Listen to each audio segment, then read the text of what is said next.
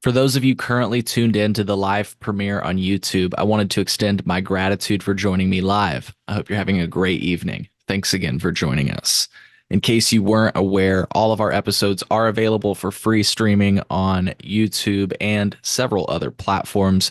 You can find most of those platforms at thecolememo.com/podcast. To receive notifications for future live premieres, be sure to subscribe to our YouTube channel at thecolememo.com/YouTube. It's a great way to interact with our fans and even myself while episodes premiere live for the public to watch. In this episode, we will be showcasing footage from the Illinois Supreme Court hearing on the topic of cannabis odor and whether the mere scent of cannabis can serve as a pretext for a vehicle search. If you're interested in a comprehensive recap of this hearing featuring insights from licensed attorneys, you can catch that in episode 48 of this show, the Cole Memo Podcast, which is exclusively available on our Patreon page. You can access the episode now at thecolememo.com/Patreon. Once again, that's TheColememo.com/Patreon. Today is January 11th, 2024, and in this episode of the Cole Memo, I'm going to skip my preamble and just let you know that if you're not listening to this episode of the Cole Memo on Patreon, then you're listening to this episode later than our patrons.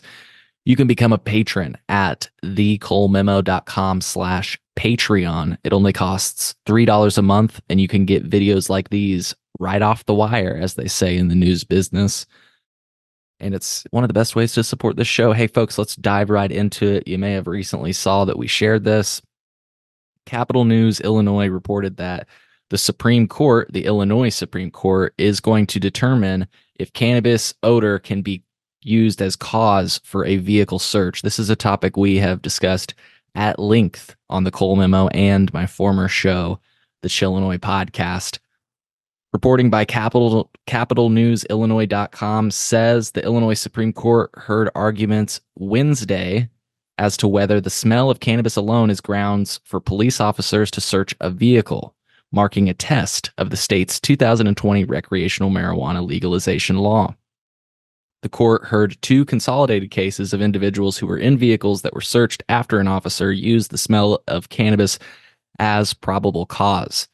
Folks, we are going to watch this Supreme Court case in today's episode. It'll be a bit of a lengthy one as a result of that. Before we do this, I wanted to share with you a prediction that I received regarding this ruling.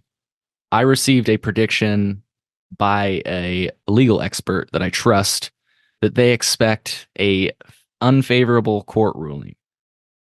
Essentially, they believe that the Illinois Supreme Court may permit using the smell of cannabis as ground for car searches.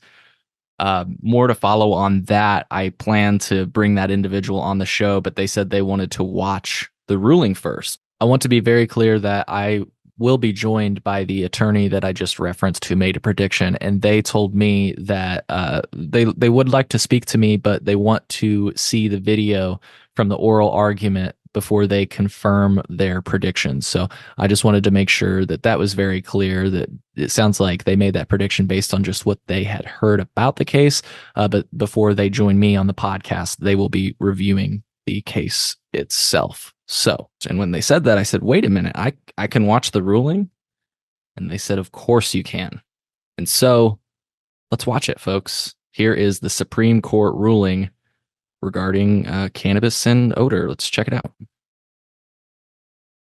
So we're playing it right now. Call this morning is agenda number 4, number 129201, 129237, consolidated cases. People of the state of Illinois versus Don Redmond et al.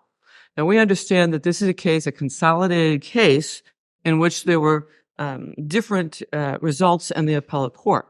Therefore, we're in kind of an unusual situation where the parties are not in the clear lines of who is the appellee and who is the appellant. However, the parties have graciously agreed, discussed the issue, and agreed how we will proceed today.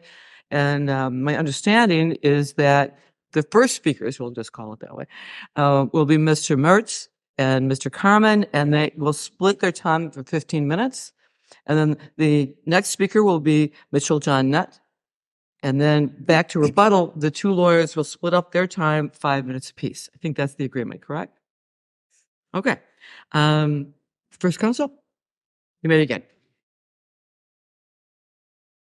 Good morning, and may it please the court and counsel. My name is James Mertis. I represent the defendant appellant Vincent Molina. I'm honored this morning to be joined by my colleague, Mr. Bruce Carmen, counsel for the defendant appellee Darren Redmond in these consolidated cases now before you on appeal. The possession of cannabis has been legalized in the state of Illinois. The odor of marijuana is now an aroma of legality. The odor of cannabis emitting from a motor vehicle standing alone no longer provides a law enforcement officer with probable cause to believe that the vehicle contains evidence of a crime. Rather, the odor of cannabis now represents but one factor in the probable cause analysis. I'll briefly review the facts of the case below. As to Mr. Molina. On December 3rd, 2020, Mr. Molina was a passenger in a motor vehicle traveling on Interstate 88 in rural Whiteside County, Illinois. The vehicle was stopped for speeding.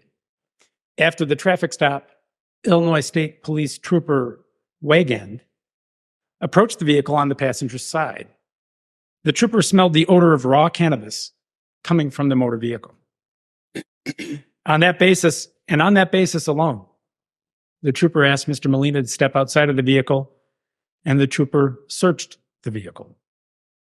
Mr. Molina filed a motion to suppress, and in that motion argued that as a result of the legalization of the possession of cannabis, the odor of cannabis no longer established probable cause with which to justify a vehicle search. The trial court granted the motion to suppress, and in his ruling, His Honor, Judge Dalton, observed that to hold otherwise, to deny the motion to suppress, would place a citizen in the untenable position of exercising his rights under the Cannabis Regulation and Tax Act while forfeiting his rights under the Fourth Amendment of the United States Constitution in Article 1, Section 6 of the Illinois Constitution. May I ask it real quick? Sorry. Counsel, what statute are you relying on for your argument? Well, principally, Your Honor, I rely on the Fourth Amendment of the U.S. Constitution and Article 1, Section 6 of the Illinois Constitution. With reference to the statutory scheme associated with the regulation of the transportation of cannabis, we believe that the most recent acts, specifically, and I refer to them as acts as opposed to the Vehicle Code, the most recent acts, the Cannabis Regulation Act and the Compassionate Use Act, are the acts that are the most recent and the most cannabis-specific acts, and therefore they apply. Okay. Another question. Does the Illinois Vehicle Code have any place in your analysis? Or does the Cannabis Act nullify the provisions of the Illinois Vehicle Code, which may apply to this? Thank you, Your Honor. I answer that question two ways. First, I think the government attempts to distract us with the issue of the containers that are used for the purpose of transportation of cannabis. And frankly, whether the vehicle code prevails or whether the acts prevail matters not to the constitutional analysis that's now before you. However, having said that, the cannabis acts are more recent and they are more cannabis specific. And therefore, they connote a legislative intent that they would apply with respect to the transportation of cannabis. Mr. Murtis, is there any act, Vehicle Code or Cannabis Act, Compassionate Use Act that does not have an odor proof requirement? The Vehicle Code has the odor proof requirement, but yes, the Cannabis Act, I refer to the Compassionate Use Act, which would be the Medical Cannabis Act, and then the subsequent Legalization Act. Neither one of them have an odor proof requirement. What do they say about how you are to store the cannabis if you have it in your vehicle? Does it speak to odor at all? Yes, Your Honor. Specifically, those acts provide that. In fact, we're dealing with the Recreational Cannabis Act, specifically at 410 ILCS 705-1035 E2D, provides recreational cannabis may be transported in a private vehicle if it is, quote, in a reasonably secured, sealed container and reasonably inaccessible while the vehicle is moving. Neither that act nor the Compassionate Use Act include the language odor-proof. And so reasonably sealed, does that infer something with respect to the odor and what an officer should consider when determining whether or not he or she has probable cause? No, it does not, for multiple reasons. First and foremost, if it was the legislature's intent to restrict the odor in a vehicle, first of all, I don't think that that's scientifically possible. But we'll get to that as the second part of my analysis of your question. The legislature does not include the words odor-proof within either one of those two provisions of the act. The word odor does not appear in that. Reasonably sealed, reasonably inaccessible, reasonably secured and sealed does not include any reference with respect to the term odor. But having said that, even if this court were to find that the cannabis must be transported in an odor-proof container, that wouldn't necessarily then lead to the result that if there is any odor of cannabis in the motor vehicle, that warrants a vehicle search. The odor of cannabis can exist even if cannabis is being transported in an odor-proof container. As His Honor, Judge Dalton found in the court below, it is common knowledge that the odor of cannabis is strong, it is pungent, it can pervade and permeate the fabric of clothing, it can get on the skin, and it can exist in the passenger compartment of a vehicle, even if cannabis is being transported in the vehicle in an odor-proof container, or even if there's no cannabis of any kind whatsoever in the vehicle. So, counsel, obviously the statutes that we're talking about deal with a very specific piece of the Cannabis Act, specifically concerns the legislature had for people who are impaired driving. In other words, possession is not illegal, but obvious concerns that the legislature had about people using, smoking or whatever, using in the car or in fact transporting it. And in many ways, those statutes seem to be very similar to how for many, many years the legislature has looked at alcohol, not allowing alcohol consumption in a car, not allowing, being very careful about how alcohol is regulated when it's being transported. Again, the idea that alcohol is legal, but the concerns about driving safety and impaired drivers. So why aren't we looking at the alcohol cases and how courts have looked at those? And when they determine whether or not here there's probable cause to search the car. I think we absolutely can look to those alcohol cases. And in fact, in our initial brief, we actually discussed those very cases.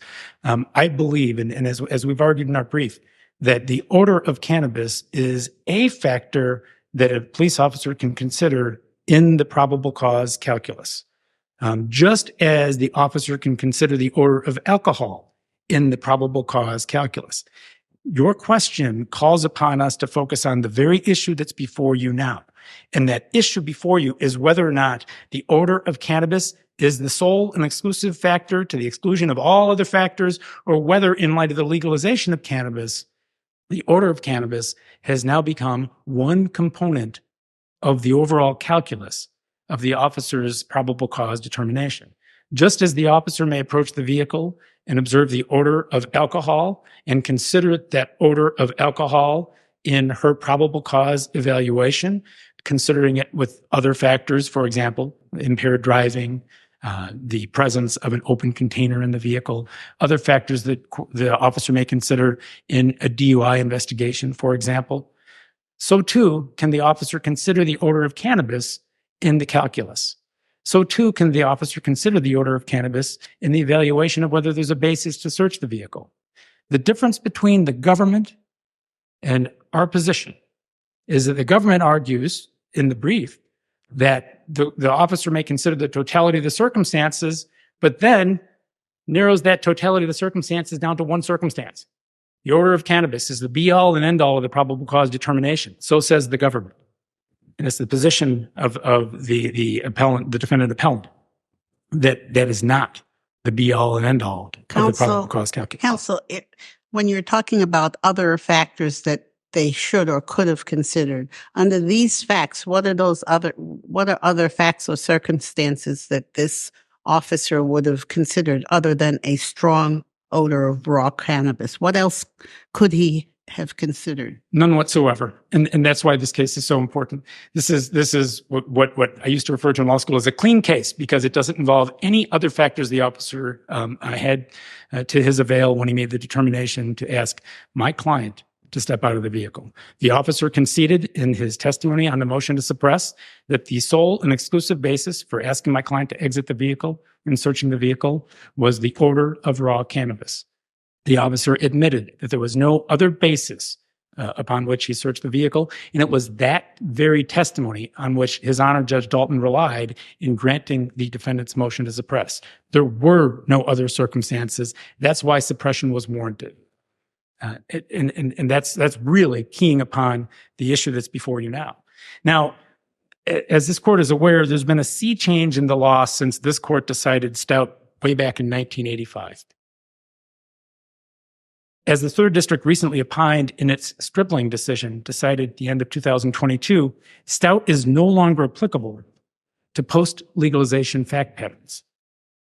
This development comes as no surprise to our law's evolution. In Hill, this court foreshadowed this morning's argument. Hill, of course, was a pre-legalization case. There, in Hill, this court addressed the impact of decriminalization in the probable cause analysis. And this court observed, quote, decriminalization is not synonymous with legalization. Because cannabis remains unlawful to possess, any amount of marijuana is considered contraband. To this court in Hill, it was axiomatic that when possession of cannabis was illegal, the odor of it within a motor vehicle would establish probable cause with which to believe that illegal activity was occurring. But under that very same logic, now that the possession of cannabis has become legal, the odor of it within a motor vehicle by itself no longer establishes probable cause to believe that illegal activity is occurring. Now that is the salient wisdom of Hill. May I ask you another question about the odor idea? Again, the statute makes it clear that the use, I think is the verb, of marijuana in a vehicle is illegal. And you're saying that the smell alone is not sufficient to be the basis of the probable cause that this person was using marijuana in the car. Correct. Is that right? Tell me why you say that. I mean, is that a scientific kind of basis that, the smell of marijuana, smell of cannabis lasts X amount of hours? There's a difference, something like that. Why do we assume, why are you saying that the smell of marijuana when in a car, when someone's driving down the highway, is not of significant evidentiary weight to be at least probable cause that they have recently used it in the car? Why not? Thank you, Your Honor. As His Honor Judge Dalton found, the odor of cannabis is particularly pungent. The odor of cannabis is pervasive, and that it can exist on a person without that person having recently consumed cannabis or without that person having consumed or possessed it at all. For example, a person who sets foot in a dispensary will smell of cannabis, notwithstanding that he or she may not have cannabis within his... This is someone who's been driving on the highway for some time. For example, the one person said they were driving from Des Moines to Chicago. They've been in the car a long time. Because it's somewhere in the middle of the state where they got stopped. So they have the pungent smell on them in that moment. Why isn't it reasonable for the police officer to at least have probable cause to say that pungent odor in this moment, they've been in a car for a long time, this car, therefore, more probably than not, they were using marijuana in this car, which is against the law? Because as His Honor Judge Dalton found, and as this court suggested in Hill, when the court must focus on the plausibility of an innocent explanation, a person can have the odor of cannabis on his person without having recently consumed cannabis or without having possessed or consumed cannabis whatsoever. For example, if I visit a friend who's a smoker and I sit with my friend in a closed quarters and my friend smokes cigarettes and I leave and I'm driving home, I'm going to smell of cigarettes even though Is there any evidence, scientific evidence to tell us how long that lingers? I mean, you can see I can see an argument saying, in this moment, he's been in a car for hours coming from Des Moines, and there's a strong smell. Doesn't that at least give us some indication that this person was using in this car? Is there, why aren't the two ideas closely linked? Where does it come from, this idea that it could have happened hours and days before? Where does that come from? The most accurate answer that I can give you, Your Honor, is that it might. And I want to explain why it is that I answer that way. Because it is a factor that the officer can consider in the probable cause calculus. But Your Honor, when you asked me that question, you addressed other factors that also existed, not just the smell, but for example, in the case of Mr. Redmond, he was traveling from Des Moines to Chicago. How long had he been in the vehicle? Does the officer know how long he's been in the vehicle? There are other factors that Your Honor asked me about in the probable cause calculus. So as Judge Dalton said, it is common knowledge that marijuana's odor is pungent, it is pervasive, it permeates the skin, it permeates the clothes, and it lasts on an individual, and it can be very strong on an individual for an extended period of time without establishing that that person possessed or consumed cannabis. That said, if there are other factors at play, for example, if the officer sees smoke wafting out of the vehicle and perhaps sees ashes in the vehicle and perhaps a burning joint, then the officer would have additional factors the officer could consider in the probable cause calculus. Thank you very much, sir. Counselor, I have a question that follows up on that. So your argument is saying that under no circumstances, if there's a strong pungent odor of marijuana coming from the car, that the officer, without anything else, can never stop that driver. Is that what your argument is? My argument is absolutely that the odor alone, and it's not no matter under how strong, they cannot use that as probable cause. Is that your argument? My argument is that the olfactory senses are incapable of differentiating. That's not what I asked, counsel. I am asking whether you're just real straightforward. Under your argument, the way I understand it, you're saying that a strong odor of cannabis alone coming from a vehicle is never enough for an officer for probable cause to stop the driver. That's your argument. Absolutely, yes. Okay, thank you. Mr. Carmen? Thank you very much. May it please the court. My name is Bruce Carmen, and I'm going to scrap my argument and just start answering Justice Tyson question about can the odor of cannabis ever alone be sufficient for probable cause? And the short answer to that is it depends. And the reason that it depends is because probable cause deals in probabilities, not possibilities. Under Stout, we didn't have to worry about possibilities or probabilities because there was no circumstance under which one could legally possess cannabis. And so that would give an officer probable cause to search a vehicle. However, once we get to the legislative amendments, now it becomes one possibility among many. And the court has suggested, for example, that if the odor is so strong that there couldn't be any other conclusion but that someone was smoking cannabis in the vehicle, I can see that as a possibility. But there are so many other possibilities. For example, if one's driving from Des Moines to Chicago and stops for gas, one can step out, if you're across the Iowa border, that is, you could step out of your vehicle and smoke cannabis. It wouldn't be illegal under those Isn't there a concern about impaired driving that's driving all of this? I mean, that's the concern. I mean, marijuana in your home, wherever, at the gas station, that's legal. But there's a real concern that I think even that everyone embraces, that we don't want people who are really, really high driving down our highways. We're very worried about that. Agreed, Your Honor, and that is why it was so critical in the Redmond side of the case that Judge Dalton found there was, in fact, the trooper testified that there was no evidence of impairment.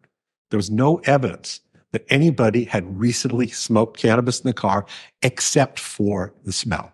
No other basis. Didn't find any papers, didn't find large amounts of cannabis, no evidence at all. So now we're in the totality of the circumstances situation. And what Counsel, let me ask you a question. So we know that cannabis has been legalized, but is there still a limit to how much cannabis you can have in your possession?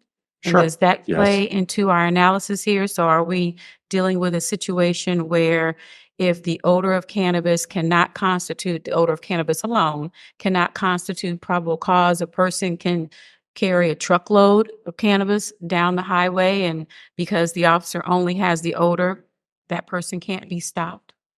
Stop, yes. Search, no.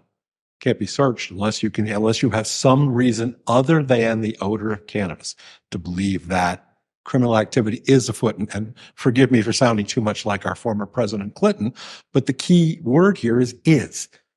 The probable cause is what reasonable officer believes criminal activity is afoot, not might be afoot, not could be afoot. And that's the key here with the legislative amendment. Could you address the issue that we spoke of a little bit earlier with your co-counsel here? The legislature is real careful about what they're talking about in terms of automobiles for all the reasons we've talked about here, including the transportation, that you can't just have a truckload of marijuana, Right. a pocket full of marijuana in a car. It has to be kept in a secure place. Let's put it that way. How does that fit into the analysis? Well, it fits in the analysis this way. I agree with Mr. Murtis that the statute does not require the packaging of cannabis to be odor-proof. It requires it to be reasonably secured and not available to the driver. Well, that doesn't answer the question of what odors are emanating from the vehicle. And let me switch gears on you a little bit, Your Honor. Olfactory senses aren't like the other senses. Stout came out of what is called the plain sense doctrine, which is you have to plainly sense, see, hear something for there to be probable cause. Smell is not like that. You can't take a picture of a smell like you can objects that you see in plain sight. You can't record on an audio a sound you might have heard, for example, someone showing evidence of impairment. Smell is entirely subjective. In fact, in this day and age, and I think I argued this in my brief, in the day and age of COVID, there are people who have no sense of smell at all or have impaired senses of smell. It's also possible to confuse when you're in an open air situation, to confuse the odor of cannabis with something else. So we have to be a little bit careful in locking in the idea of probable cause. Just because you smell something that you think might be cannabis, the officer could be wrong. In the last minute or so that I have here, or less than a minute or so, I wanted to tie in my argument to the ACLU and NACDL's argument. I'm sorry, Counsel, could you bring your remarks to a close? Thank you.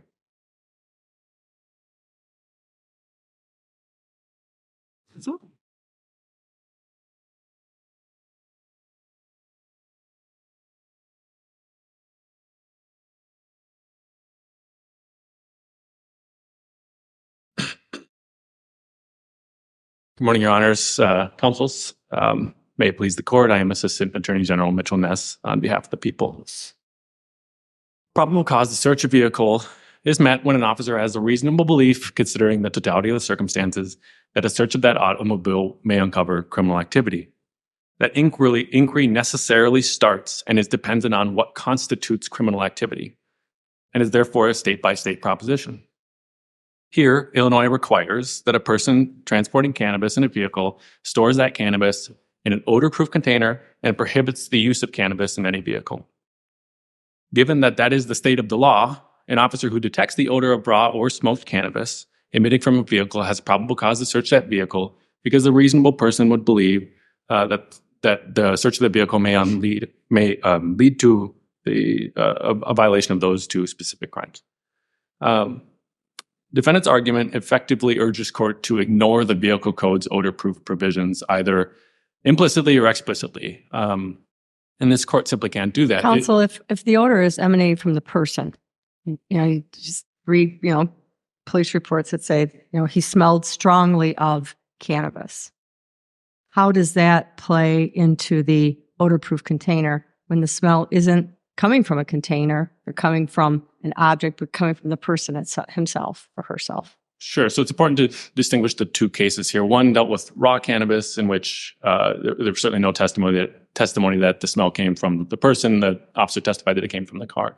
The second case dealt with smoked cannabis, which I think is probably closer to your hypothetical, which also was not the testimony in this case here. The testimony here was that the officer in Mr. Redmond's case approached the vehicle. But my question to you was, if it came from a person, if the smell was coming from a person as opposed to an object, how does that play into even the vehicle code, where there is no prohibition against having the smell on the person? So that isn't illegal itself. So how does that establish the probable cause to search? Sure. So I think all of the acts prohibit the use of marijuana in a vehicle.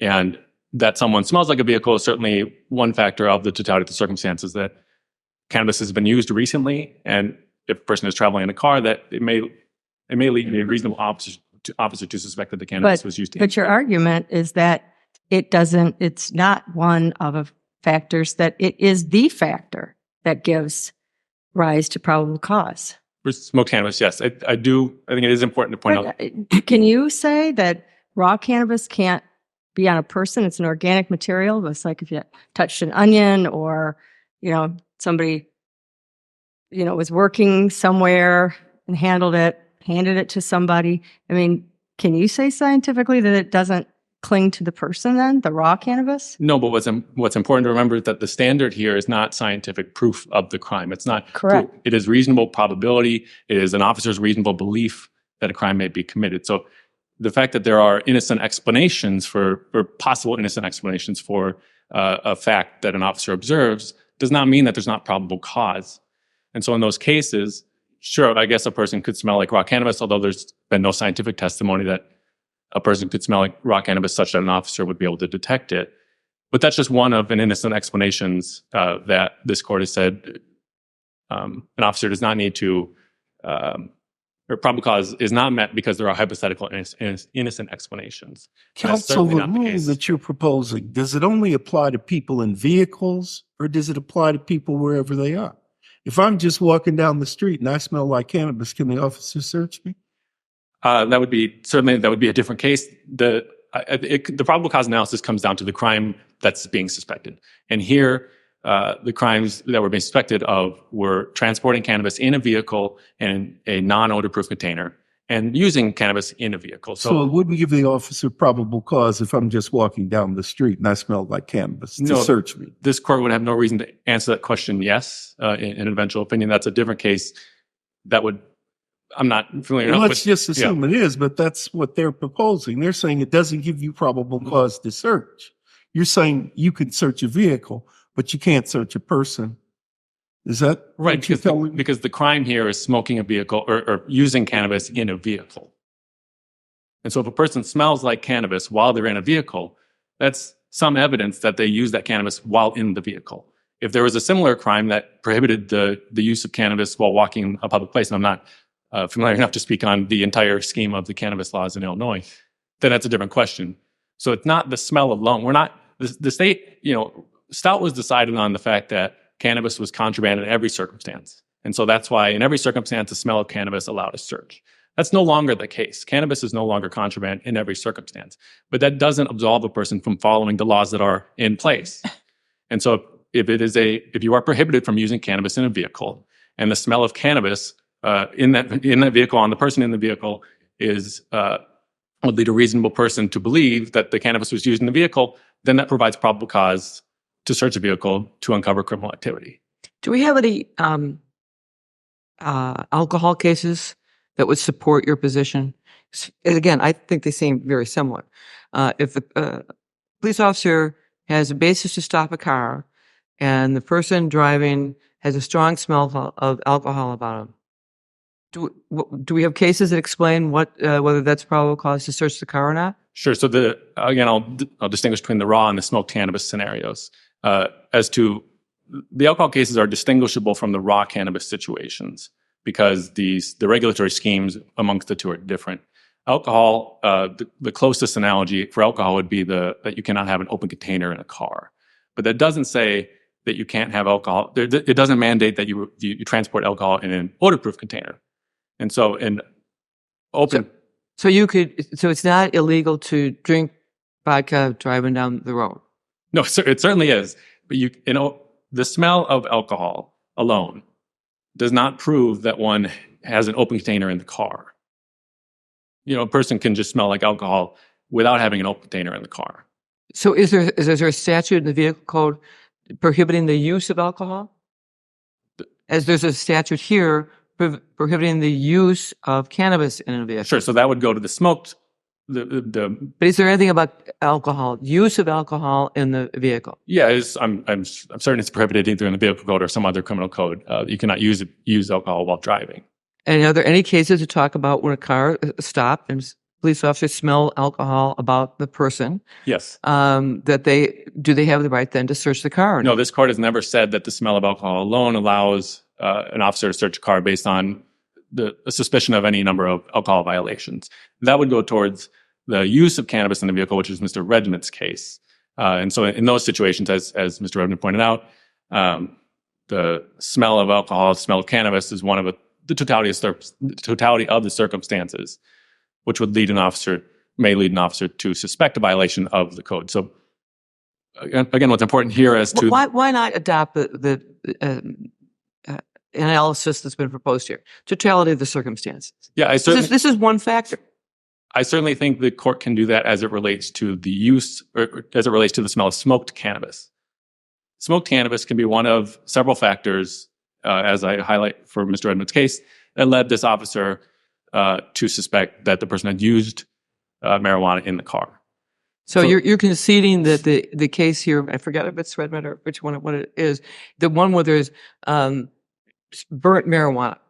You're conceding that that's the case in which the analysis should be totality of the circumstances. Are you conceding that?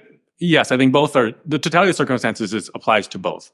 The smoked cannabis, yes. In those cases, so it's not directly before this court because there were additional circumstances beyond the smell of cannabis alone.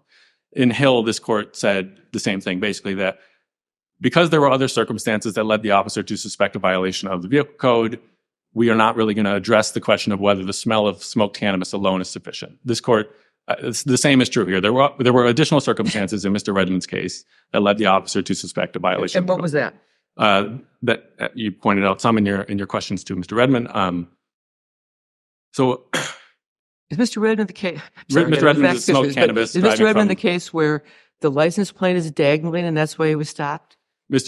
I don't remember what led to the initial stop, though there's certainly no argument that the initial stop was invalid. But so he gets stopped for a dangling license plate. I think that's Redmond. Need to. And then he's stopped. Mm-hmm. The officer interviews the driver. He smells smoke, asks him to get out of the car. Then the officer later is asked what other circumstances led him to have probable cause to search the car. And I believe this is the case where he said, well, I-80 is a known traffic truck route. Are those the factors that... So the factors I highlight in my brief, and this is, a test based on objective factors, not necessarily what he testified to. And the facts that I believe led to probable cause in this case are that he said that he was traveling from Des Moines to Chicago. He was arrested or he was pulled over in Henry County, which is directly in the middle. He said he'd been driving for hours. Whether he had stopped was certainly not part of the testimony. The officer removed him from the car and testified that he continued to smell marijuana from the car itself, not from just the person. I think that's obviously an important factor in determining whether cannabis was used around him, stuck to him, or used in the vehicle. He also testified that there was a strong smell of cannabis, suggesting that it at a minimum had been smoked recently. Although again, there's no scientific testimony on this at the trial court level. I think we can all assume the strong smell is reasonable to assume that it's been used recently, and then that it came from the car. And so, because it is a violation of the law to use cannabis in a vehicle, those factors I think lead a reasonable person to believe that Mr. Redmond had violated the law against using cannabis in a vehicle. And how is raw cannabis different? So raw cannabis is different because the statute at play is different. So what's really important here is looking at what the crime is, what the crime being alleged is. It's not simply, no longer is it just contraband such that that is the kind of blanket violation that cannabis is contraband and therefore the smell violates. Here, as the officer even testified, it is, again, the vehicle code prohibits the transportation of cannabis in a vehicle unless it is in an odor-proof container. And so for raw cannabis, because the smell of raw cannabis wouldn't lead someone to think that the cannabis has been smoked, the difference obviously between smoked and raw is clear there, but raw cannabis would lead a reasonable person to suspect a violation of the odor-proof requirement found in the vehicle code, because necessarily the smell of raw cannabis emitting from a vehicle is not being carried in the odor-proof container. It's obviously proof that there's cannabis in the vehicle, and then you can smell it is indication that it's not being transferred or transported in an odor-proof container. Mr. Molina now suggests that Mr. Molina would prefer that the odor-proof container requirement not exist, and so does his best to ignore it. He said in opening here that it is impossible to comply with the odor-proof container. Certainly he's forfeited any argument that it is impossible to comply with, and there's no testimony that it is impossible to comply with the odor-proof requirement provision, and that's clearly not the legislature's belief, because they enacted the odor-proof requirement in 2019 at the exact same time that they put in place the now full legalization system in the Cannabis Act. So when they enacted the Cannabis Act and said, cannabis is largely legal, they also amended the vehicle code and included for the first time the odor-proof requirement. So it's clearly the General Assembly's belief that someone can comply with that requirement. I would also point out the odor-proof requirement, that's not the only place the odor-proof requirement is found. It actually is in the Cannabis Act. The Cannabis Act requires dispensaries to sell cannabis and package it in odor-proof containers when it's at the initial point of sale. So clearly the legislature believes that this is it is possible to contain your cannabis in an odor-proof container. But counsel, what about the language in the Medical Cannabis Act that doesn't say odor-proof? Right. So that would go to defendant to try and sidestep the odor-proof container requirement. Now wants this court to simply overrule and strike down the odor-proof container requirement by arguing that these regimes are in conflict with each other. I have yet to hear an argument as to why they are actually in conflict with each other. He simply presumes as much and then argues that one is more specific than the other. One should apply. Right. I mean, one says odor-proof, one says reasonably secured, sealed container. Right. Is there a difference?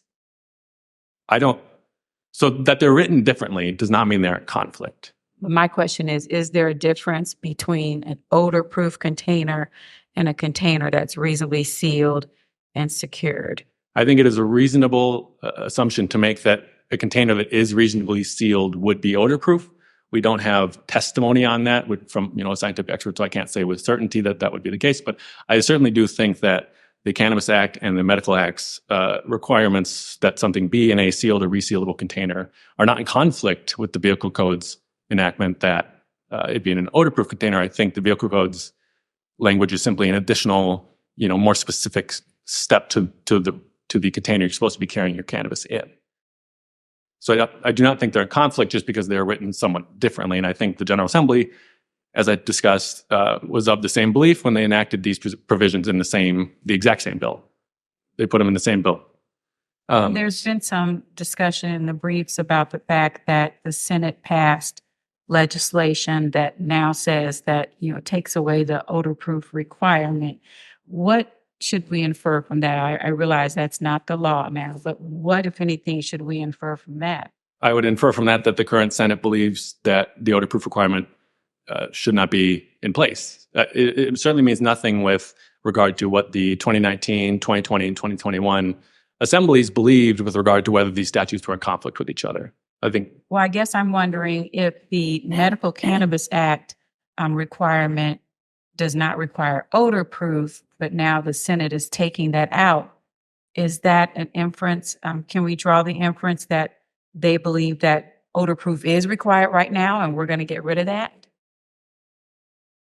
certainly I would say that they understand that that is what is written in the law. Yes. I mean, clearly that is what the law says, is that the vehicle code says that cannabis must be transported in an odor-proof container. This current Senate, by trying to rescind that provision, is somewhat acknowledging that that is the way the law is written. And that's not necessarily what Mr. Molina's point is. Mr. Molina's point is that that is the way the law is written, but it's written in such a way that it's a conflict with the medical acts, which I disagree with, because that the two statutes are written differently does not mean they're in conflict with each other. I would just want to go back to one thing Justice Tice asked Mr. Molina's attorney, which was about essentially about standards of proof and probabilities. And probable cause, despite its name, is not actually require probability in the sense that something be more probable than not. It simply requires a reasonable belief that there's criminal activity afoot. And so there's not a 51%, this is the most likely thing, therefore a probable cause exists. This court has very clearly said that that is not the case. And so probability is certainly built into the word probable cause, but it is not necessarily the test that is used. The test that is used is what a reasonable person would believe based on the facts and circumstances, considering potential innocent explanations, and then considering all that within the totality. Counsel, I just want to ask you, because I'm not real clear. Are there any circumstances where the odor of cannabis alone is probable cause to search? If the odor is of raw cannabis and it's and the person is driving a vehicle. And I think that whether the smoked cannabis issue is certainly a closer call, closer to the smell of alcohol, not necessarily before this court, but I can see that the smell of cannabis. So if a person is driving a vehicle and the officer smells raw cannabis, then the officer does have probable cause to search. Correct, because it would lead an officer it would lead a reasonable person to believe that there's cannabis in the vehicle, and that because it is odorous, that it is not in an odor-proof container, and that is the criminal violation at issue here. So I'm confused as well. So the strong smell of burnt cannabis is not enough on its own to support probable cause for the crime of use, but the smell of raw cannabis, much less pungent, is probable cause on its own to support the, when I say support, I'm obviously shorthanding, but probable cause to believe that a violation of the transporting in a container. Is that what you're saying? Is that the distinction I don't think you're you're drawing? confused at all. I think that is correct. That these are not only are they different, these are tricky consolidated cases because they're different smoked and raw cannabis, and then there's different So specific what crimes. if it's really a strong smell of burnt that doesn't lead to some kind of suspicion? I'm afraid to use that word, but I mean probability of failure to have a container? They're not related in any way? So in the brief, I do argue that the smell of the tricky part is that the word strong is already another factor on top of the smell.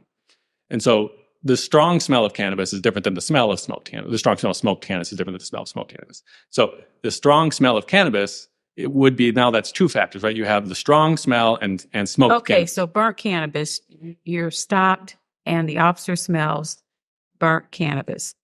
In your opinion, well, your argument is that that alone is insufficient to search the vehicle. I think that's correct, though it's not necessarily before this court, because there were this court doesn't have to answer the question here, because there were additional circumstances in this case, which I believe led to the probable cause. Okay. Any other questions? Thank you very much, Counsel.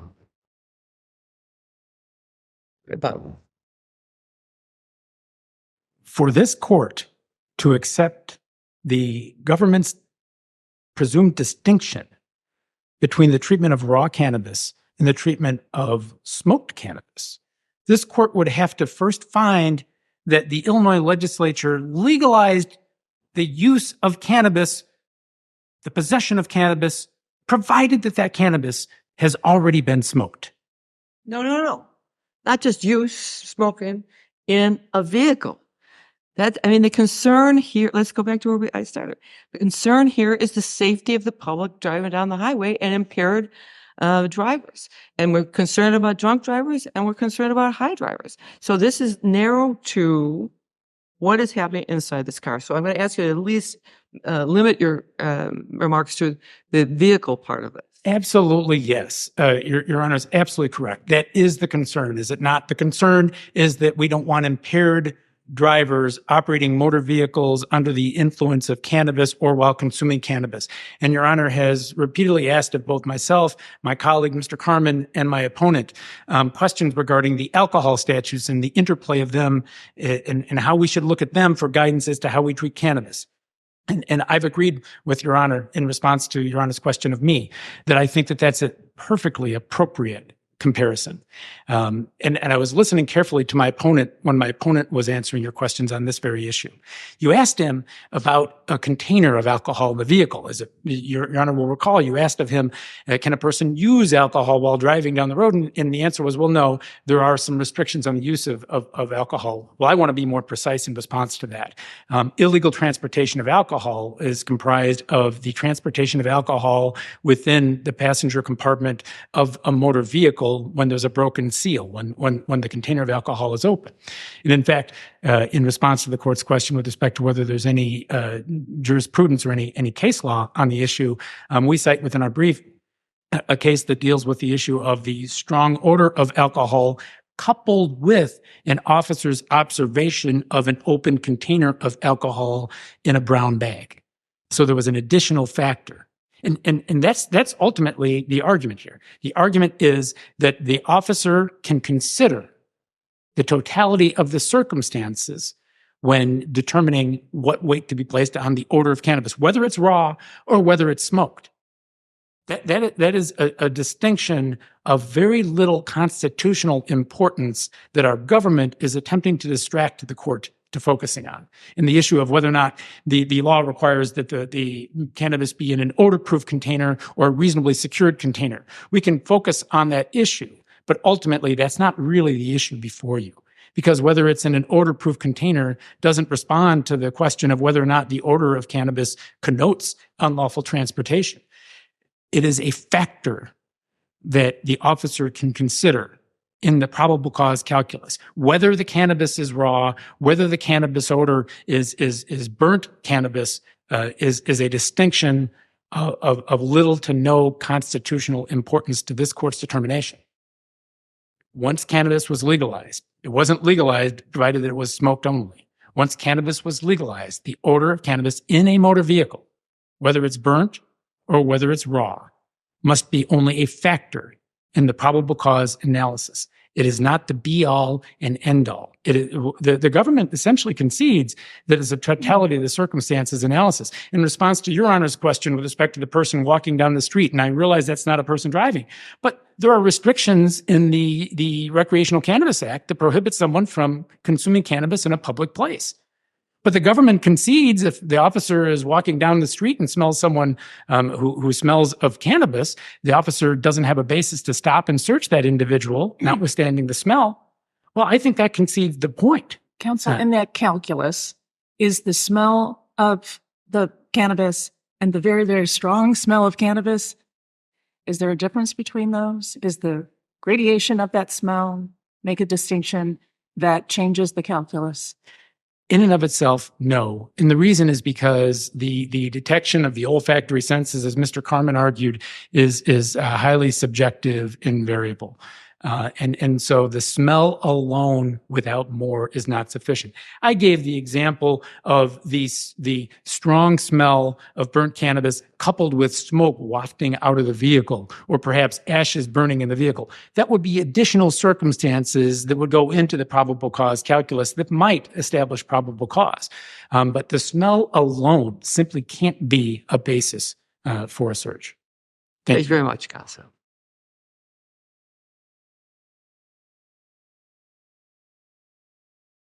Your Honors, we've been dealing with some large questions today, but because of Mr. Ness's argument, I have to deal with some small ones. He has suggested that this case is different than the average cannabis case because there are other factors. Well, I would direct him to Judge Dalton's opinion because Judge Dalton dealt with each and every one of those factors. Judge Dalton said there's no evidence of impairment.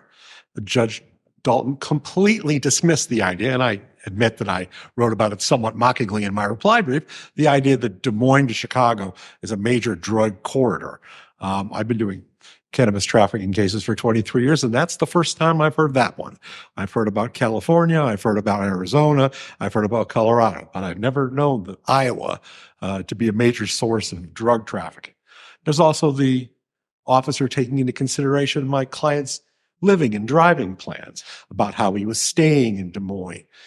Again, I don't, because of COVID, I don't know how that really plays into everything, but this court reviews in a motion to suppress, this court reviews the factual conclusions of the trial court on a manifest weight of the evidence standard, and there is no evidence, at least based on Judge Dalton's opinion, that any of these things really played into Trooper Combs's determination to search the vehicle. In fact, I asked the trooper, I said, "You're really doing this because you smelled cannabis, aren't you?" And he said, "That was the major reason that I did this." And I think the court's opinion, the trial court's opinion, suggests that there really wasn't any other reason. The reason was because he smelled it, and he thought, again, because Stout hadn't been changed or Hill hadn't been changed, that he thought he probably still had probable cause. And we really haven't talked about, counsel, the good faith exception.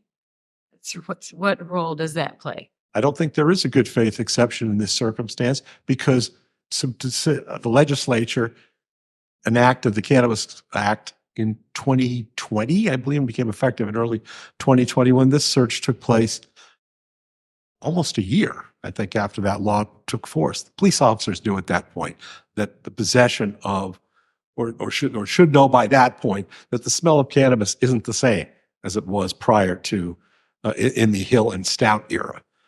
The last thing I'd like to say, and I know I don't have a lot of time here, is that this whole idea of plain smell is just a treasure trove of pretext and, unfortunately, racial discrimination.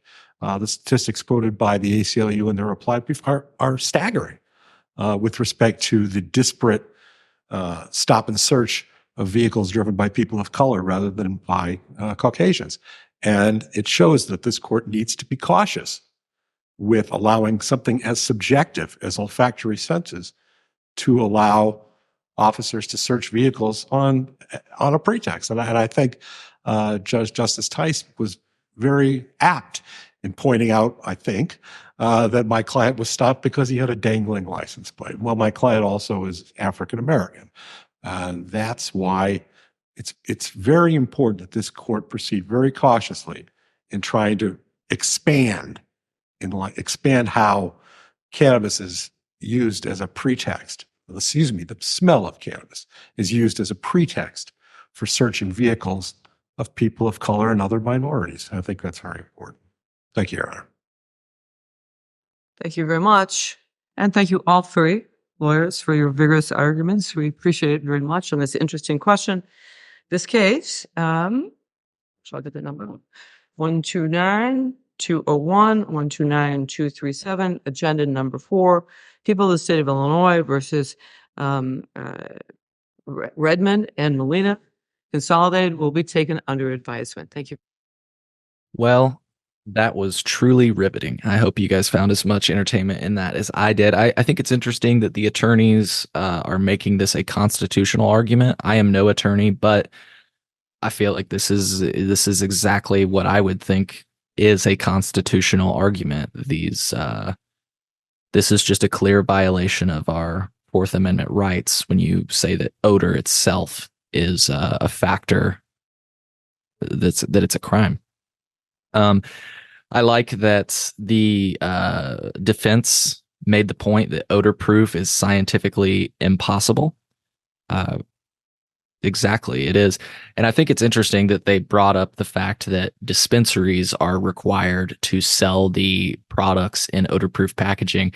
I think it'd be interesting if the attorneys brought in an unopened package from a dispensary and passed it to the Supreme Court justices and asked them if they could smell it, because they probably will be able to. If you've ever been to an Illinois dispensary, if you've ever been to a dispensary, period. But I'd like to make the point specifically about Illinois, since this is the context of this conversation. If you've ever been to an Illinois dispensary, you know that it does smell like cannabis. And if you know anything about the rules and regulations, you also know that cannabis is not packaged at the dispensary. This means that the cannabis products that are at the dispensary are not odor proof, meaning that the moment you leave the dispensary and get in your vehicle, by the way that the state is arguing, you are immediately out of compliance with the law because you need an odor proof container, but no such container exists. It'd be interesting to see the defense ask the state, which container could we use? I think it's an interesting question. How does hemp play into this? Hemp doesn't require a odor-proof packaging. There's nothing that spells out that hemp must be packaged in odor-proof packaging, and it is cannabis. It smells just like cannabis, and it'd just be interesting to see how that is, if that's a factor or if that's anything that they should consider. The idea of a secure place, having it reasonably secured, I thought that was an interesting discussion. And interestingly, as they noted, it is defined in the medical cannabis law, it sounds like, but the vehicle code part of this conversation, which brings in the odor proof language, was, as I understand it, a result of the Cannabis Regulation and Tax Act. In other words, if I could remind you all, cannabis was decriminalized small amounts before 2019, and this meant that by the color of the law then, if you had like an eighth in your front pocket, you could see me displaying my front pocket, and an officer discovered that on you, you would be issued a citation, right? Nowadays, if you had a dime bag in your front pocket, as you just heard the state argue, that is out of compliance with the law, and it is improper transportation of cannabis because it must be in a sealed odor-proof container. So if you just had it in a baggie in your front pocket, that's actually a crime now. From what I understand, it is a Class A misdemeanor, I do believe. And so it's not just that it's being used as a pretext to search your vehicle and violate your Fourth and Fifth Amendment rights, but it is,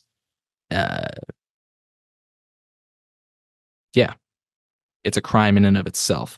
So I think it'd be interesting if they brought cannabis into the court. I thought it was interesting that they brought up around 31 minutes in the smell of alcohol alone cannot be used as a pretext to search a vehicle, and the alcohol is not required to be in odor-proof containers. I feel like since the judges are really looking for an analogy here, there it is. If you're looking for some analogy, I thought it was very, very interesting to hear them debate the smell of raw cannabis versus smoked cannabis. I know that what I'm about to say is anecdotal, but try explaining that to my mom. I used to get in trouble all the time. My mom would accuse me of smoking weed in the house when really I just prepared the weed in the house. Like maybe I rolled a joint. And to a layman, they cannot tell the difference between smoked and raw cannabis. Besides the fact if there is like literally a haze in the room, then they know, it's smoked cannabis. But most people cannot tell you the difference between raw cannabis and smoked cannabis. And I'd love to hear an officer tell me the difference because, of course, they're not allowed to use cannabis. So how would they know the difference between raw and smoked cannabis? I also thought it was interesting that they were debating the idea of the odor of cannabis and the strong odor of cannabis. It's like these subjective things. And I thought that the defense attorney, even though they seemingly like put down this argument, I thought it was a great argument to say that the olfactory senses are not enough to determine whether or not a crime has occurred. In other words, just me smelling isn't enough to determine, oh yes, you smoked within the last X amount of hours or that you even smoked at all. It's just subjective. You could be smelling a skunk on the roadside, for example. Now, I know that the state argued that they brought the individual out of the car and they still smelled cannabis coming from out of the car. I mean, that's completely possible. I've talked to attorneys that have purchased cannabis, left it in their truck, went grocery shopping, and when they got back in their truck, their entire vehicle reeked of cannabis. I mean, did they use the cannabis? No. So that's a big hole. The last thought I had, that was a big hole in that logic, in my opinion. The last thought that I had was the idea of the current Senate trying to address this and the state's response seemingly putting that down. It's like the current Senate seems to be acknowledging that this is an issue that needs to be addressed.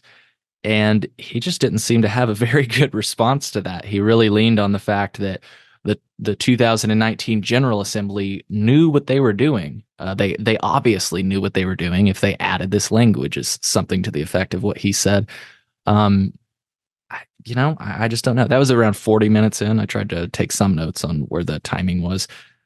I just disagree. If the Senate is looking at removing it, I think that above all else, I think that the two most powerful points are that the Senate has in the past tried to remove this language from the law, but also the fact that odor proof is impossible to comply with, and you need to look no further than the dispensaries themselves.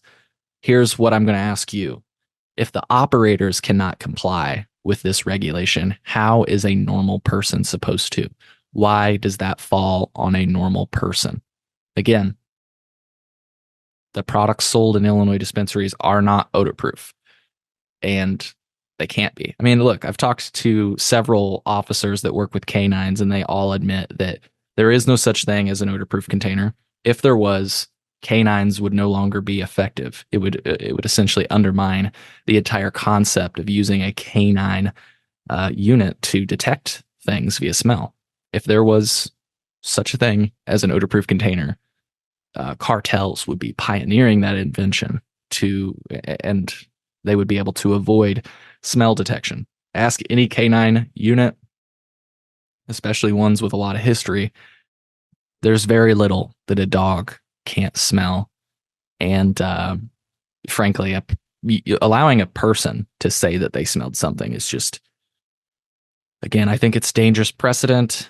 And I think these attorneys are arguing their case well. I will reiterate that I spoke to another attorney about this, and they told me that they wanted to review the oral arguments first, but that they wanted to watch the oral arguments to confirm their prediction. But their prediction was that they did not think the court would issue a favorable opinion for the defense bar, which is really unfortunate to hear. I think, to put that in simpler terms, it sounds like it's not going to go in the way of cannabis consumers. Essentially, they believe that Illinois Supreme Court may permit using the smell of cannabis as grounds for car searches. After they review the oral arguments, they told me that they would be up for a podcast. So stay tuned for that. We'll get into some of the questions I asked and maybe see what a legal professional thinks about these things. Folks, I hope you found as much value in this episode of the Cole Memo as I did. Stay tuned on this case. I will do my best to keep you all apprised of the details that come out. So until then, stay safe, stay responsible, and transport that cannabis in an odor-proof container. Otherwise, the state's going to come and get you. Take care.